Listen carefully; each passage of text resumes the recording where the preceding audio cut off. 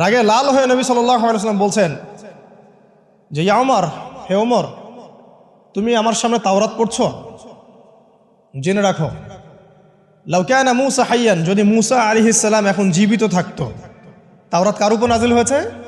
মূসা। তাওরাত পড়ছো আমার সামনে, তাওরাত যার উপর নাজিল হয়েছে সেই মূসা আলাইহিস সালাম যদি জীবিত থাকতো এখন, ফাত্তাবা'তুমুহু, আর তোমরা আমাকে বাদ দিয়ে তার অনুসরণ করতে, ওয়া তারাকতুমুনি, আমাকে ছেড়ে দিতে, লা দালালতুম আন সাওয়াইস সাবিল, তাহলে তোমরা অবশ্যই পথভ্রষ্ট হয়ে যেতে। তাওরাত পড়ছো, এখন যদি মূসা আলাইহিস সালামও জীবিত থাকতো আর তোমরা আমাকে বাদ দিয়ে নবী মূসার অনুসরণ করা শুরু করতে, তোমরা অবশ্যই জাহান্নামী হয়ে যেতে।